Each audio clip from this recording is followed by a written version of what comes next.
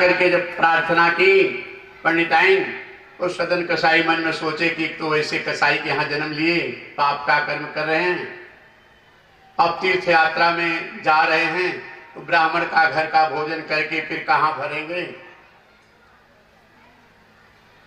कैसे भरेंगे, अच्छा नहीं है, भूखे रह जाएंगे। ठीक है, इनके यहाँ भोजन करना अच्छा नहीं है। सदन कसाई बड़े भाव से हाथ जोड़े कि हमें भूख नहीं लगी है, हम खाली रात रुकेंगे, सवेरे चले जाएंगे। आकर के पंडिताइन जो बताई पंडित जी से, पंडित जी के नहीं, हम गृहस्थ हैं, गृहस्थ के दरवाजे कोई भूखा सोता है तो उसके पुण्य को खाता है। आपके गांव में पड़ोस में ध्यान रखना, अगर कोई गरीब भूखा सो गया तो आपके पुण्य को खाएगा, आगे चल के उस गांव का धनी व्यक्ति जो है उसके ऊपर संकट आएगा। ध्यान रखना है। गांव में जो संपन्न लोग हैं, अगर उनके पड़ोस में चाहे जिस जाति धर्म का हो, अगर कोई भूखा सोता है तो आपका पुण्य खाता है। इसलिए आप अपने पास पड़ोस में सदा ध्यान रखना। पंडित जी कहते हैं हम गृहस्थ हैं, किसी भी गृहस्थ के दरवाजे कोई भूखा सोया तो उसके पुण्य को, गृहस्थ की जानकारी में कोई भूखा सोया तो उसके पुण्य को खाता है।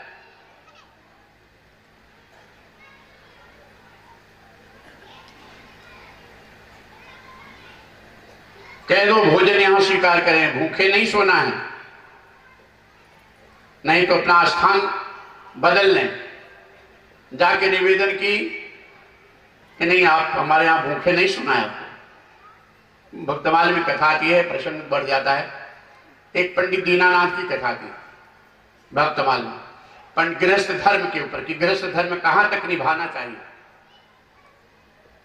पंडित दीनानाथ 12 साल का इकलौता बेटा बीमार था, डॉक्टर जवाब दे दिया था। पति पत्नी दोनों जन बेटे के पास बैठ करके रो रहे थे, दुखी थे, कभी भी सांसें रुक सकती थी। उसी समय एक वृद्ध साधु आए, नारायण नारायण माई, कोई है भाई, कोई है। पंडित जी उठ के आवाज सुने, जान गए कोई महात्मा जी हैं, उन्हीं की आवाज है।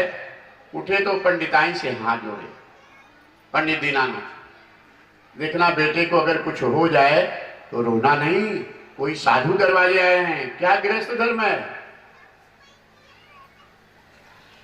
पंडिताइन हाथ जोड़े, महाराज ऐसा क्यों करें। पंडित के मेरी भी आयु मेरे बेटे को लग जाए, लेकिन प्रारब्ध के आगे किसी का बस नहीं है।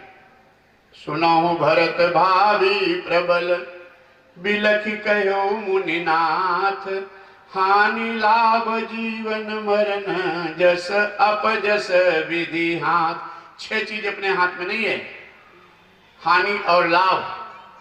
हानि लाभ अपने बस में होता, कर्म करो, कर्म में आलस्य नहीं करो, परिणाम में दुखी मत होना, चिंता विचार करके उसको फिर से अच्छा सुधारना, लेकिन दुखी नहीं होना। अपने बस में हानि लाभ होता तो लाभ सब लेते, हानि कोई नहीं सकता। जन्म लेना मरना अपने हाथ में नहीं है, अपने हाथ में होता तो जन्मता सब, मरता कोई नहीं। यश अपयश अपने हाथ में नहीं है, अपने हाथ में होता तो ये सब लेते, अपयश कोई नहीं लेते। ये विधिया।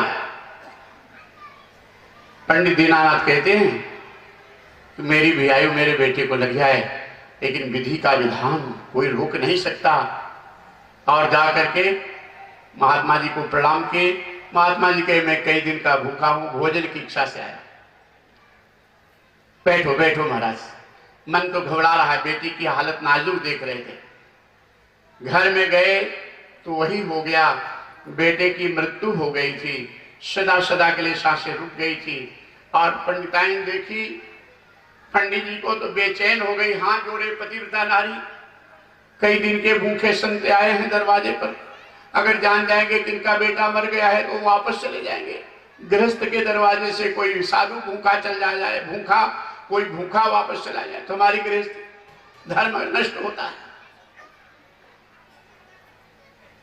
थोड़ी सी कठिनाई होती है तो बाबा आगे जाओ, बाबा आगे जाओ। आए अगर भोजन की इच्छा से आए तो भोजन, वापस गृहस्थ धर्म गृहस्थ हो। मेरी भी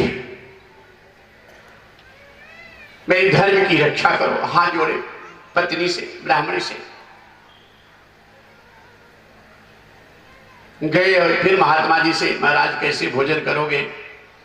उन्होंने कहा ब्राह्मण है, अपनी पत्नी को कह दो बना दे, मैं भोजन कर लूंगा। आए जब ब्राह्मणी से कहे कि तुम बना दो भोजन, महात्मा जी भोजन कर लेंगे, तब चरणों में गिर गई, बेचैन हो गई। ऐसी परीक्षा मत लो कि मेरे प्राण निकल जाएं। मरा हुआ बेटे की लाश सामने है, मां के मुंह में पानी कैसे जाएगा और मां कैसे भोजन बनाएगी? हाथ जोड़े पतिव्रता नारी, आपत्काल पर किए चारी, धीरज धर्म मित्र और नारी। तुम गृहस्थ हो इसलिए विचलित नहीं हुआ करो।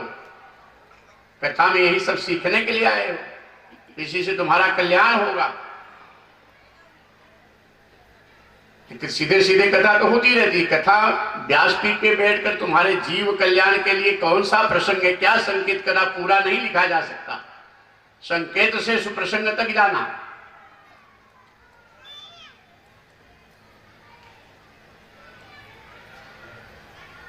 भोजन बनाई, चूल्हा जल रहा है, लकड़ी चूल्हे में, और उससे ज्यादा हृदय में आग जल रही मां के। बेटा मरा पड़ा है, देखकर बेचैन हो जा रही है।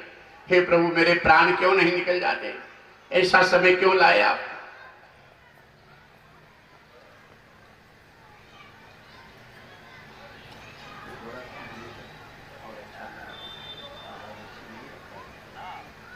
हल्का सा प्रेम से बोलो और मस्ती में